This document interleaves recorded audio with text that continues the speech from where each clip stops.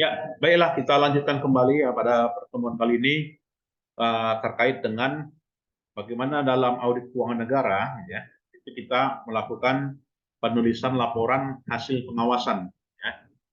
Jadi dalam penulisan laporan hasil pengawasan di sini meliputi konsep pengawasannya bagaimana, kemudian konsep laporan hasil pengawasannya, kemudian laporan hasil review laporan keuangan instansi pemerintah atau pemerintah daerah, kemudian laporan hasil evaluasi sakit dan laporan hasil pemantauan ya terhadap tindak lanjut hasil pemeriksaan atau PLHP ya.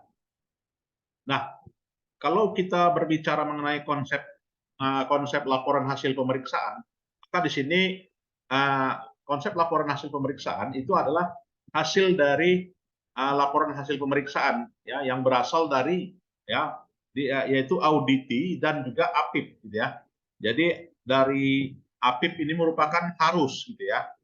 Kalau kita membuat laporan hasil pemeriksaan melibatkan APIP ya. Jadi inspektorat ya aparatur pengawasan internal pemerintah, dan ini merupakan mitra ya, mitra pengawasan ya.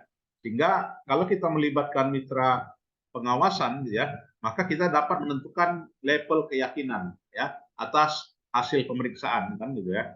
Dapat menentukan tujuan ya, dapat menentukan tindak lanjut ya, dan juga dan dapat masuk ya dalam sistem pemeriksaan ya. Artinya sini hasil pengawasannya sangat kita apa kan ya? Hasil pengawasannya dianggap lebih valid ya.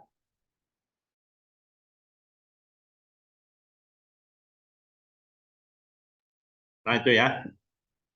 Dan format hasil pengawasan meliputi bagian satu, harus ada dasar hukum.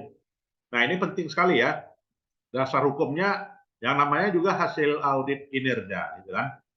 Yaitu kepatuhan atas aturan hukum gitu kan.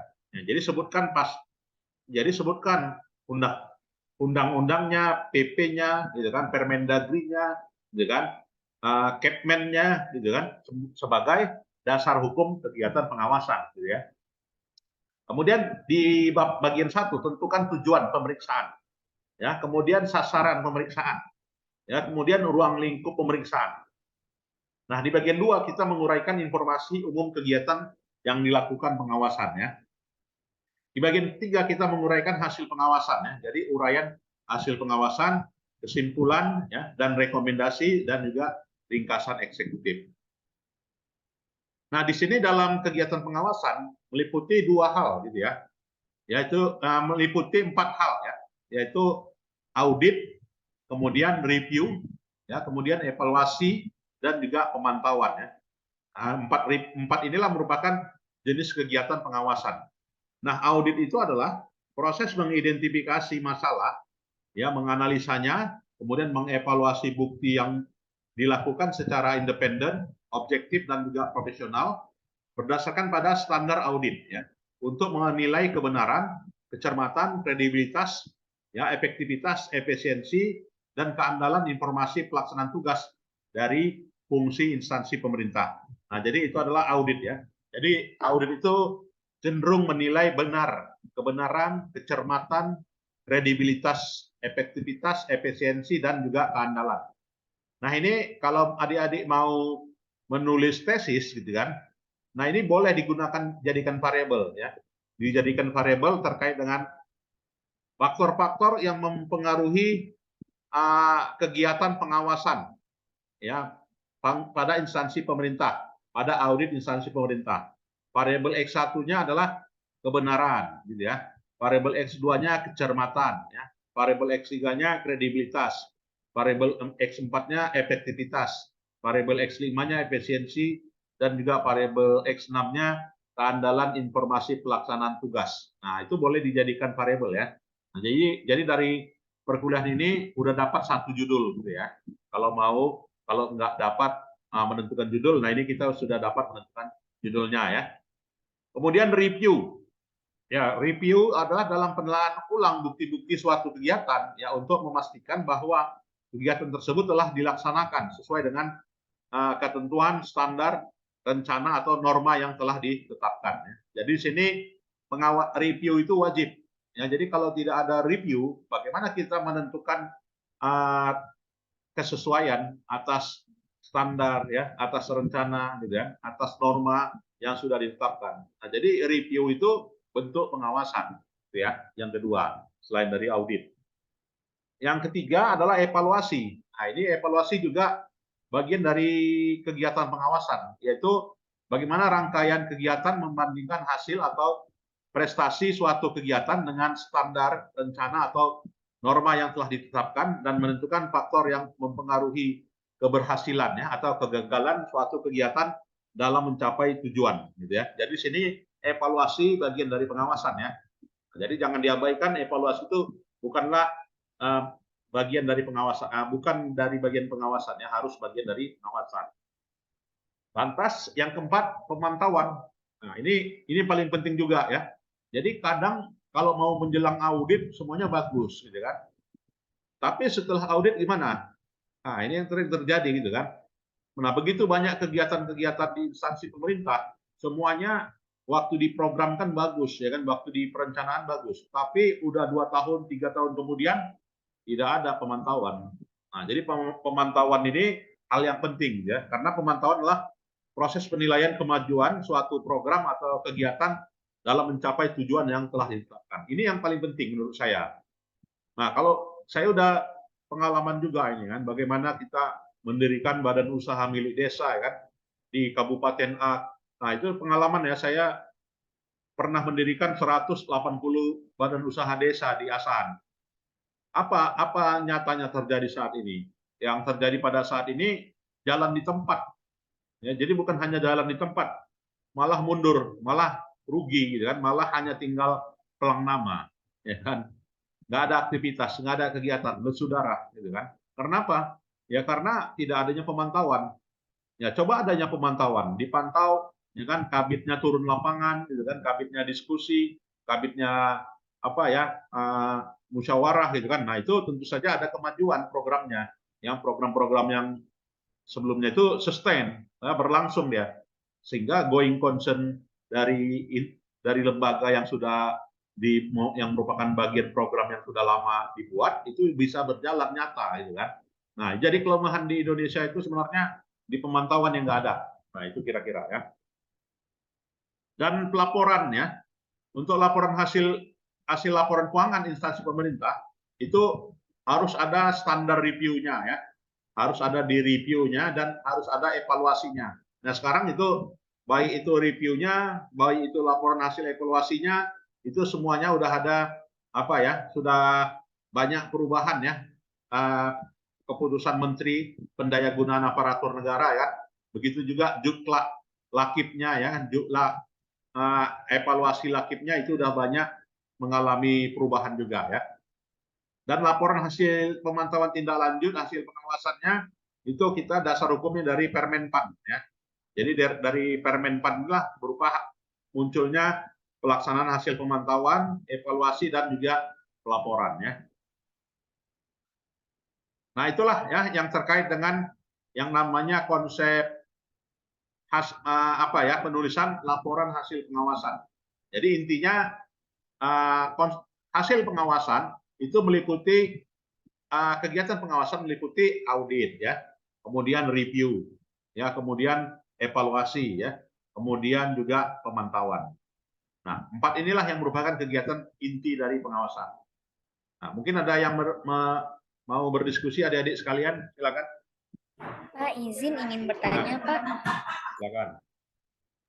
Apakah ada sanksi bagi satuan kerja atau instansi pemerintah yang tidak mengikuti hasil rekomendasi audit yang telah dilakukan, Pak? Terima kasih, Pak. Jadi yang namanya TLH, ya, tindak lanjut hasil pemeriksaan, TLHP kan, ya. Ya, jadi apabila tindak lanjut hasil pemeriksaan ini tidak ditindaklanjuti, ya kan, oleh auditi, maka akan berlanjut di tahun berikutnya. Nah, jadi tidak akan hilang dia, tahu saya. Jadi terus-menerus akan muncul selama tidak ditindaklanjuti. Nah, tidak ditindaklanjuti, maka angkanya tetap muncul, maka paragrafnya tetap muncul ya di laporan hasil pemeriksaan berikutnya. Apalagi sekarang ini tindak lanjut hasil pemeriksaan itu sudah berbasis sistem gitu kan. Ya, udah berbasis sistem, gimana mau menghapusnya? Ya, adminnya pun berjenjang. Nah, jadi kalau katanya tindak lanjut hasil pemeriksaan, ya udah kita idealnya langsung aja take action. Jadi kalau misalkan kurang bayar, ya kan ada kelebihan bayar, ya udah kita bayar aja. Kalau misalkan ada kelebihan bayar 500.000, berapalah itu kan? Nah, 500.000 kita store aja ke kas negara, hilang deh kalimatnya dari berita acara pemeriksaan. Nah, jadi karena berita acara hasil pemeriksaan itu sangat vital ya, dia bisa muncul di internet.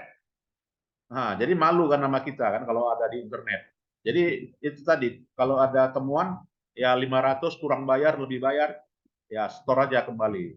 Dan kalau jumlahnya pun juga nggak banyak sekali itu kan, kecuali kita ada melakukan pelanggaran yang fatal.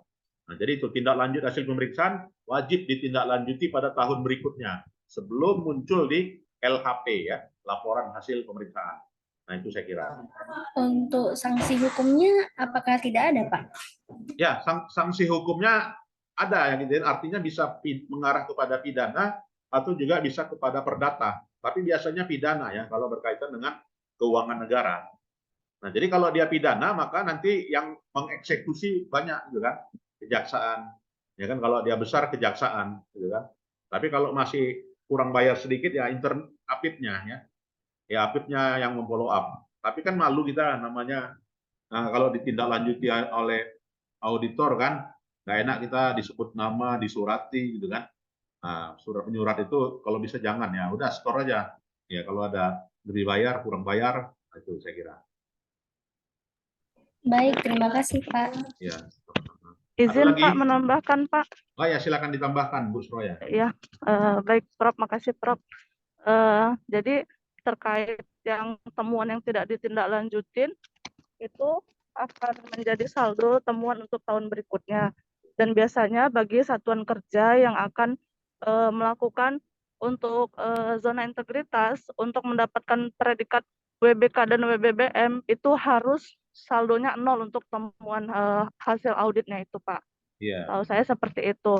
Iya. Apalagi untuk temuannya sudah sampai ke temuan BPK gitu Iya. Pak dari Iya. saya. Jadi sanksinya sih kalau memang ada sanksi berbentuk perdata dan pidana jika sudah melibatkan kerugian negara. Iya. Kalau misalnya temuannya tuh hanya administratif, itu tetap harus dilengkapi karena memang untuk predikat satuan kerjanya sendiri sih Pak. Untuk Iya. predikat kantor bahwasannya kita sudah wilayah bebas korupsi dan wilayah bersih, bebas melayani gitu Pak. Iya, Birokrasi betul. melayani. Ya, jadi melekat kepada institusinya ya kan, jadi OPD-nya. Jadi nanti OPD, status OPD-nya apakah tadi apa ya masih ada temuan zero gitu kan? Nah, tentu saja kan dampaknya kepada kepala OPD-nya gitu kan. Nah, dampaknya menyeluruh. Nah, jadi memang ya kalau yang bersifat administratif harus segera diselesaikan ya. Tapi kalau berupa kerugian negara ya implikasinya tadi ke pidana, bukan perdata ya, tapi pidana. Tuh. Nah, ada lagi silakan.